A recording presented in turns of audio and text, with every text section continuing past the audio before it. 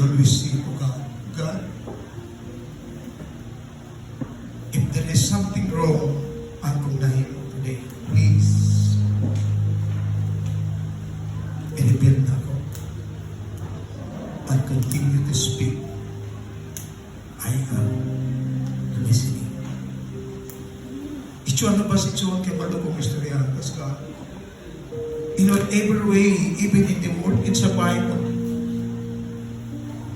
even sa pagmamutangin song, ayaw ipaliwala that God speak to you.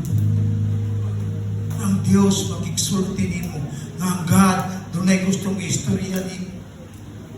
But always, balik na iksoon, are you always in the position to listen and God speak to you?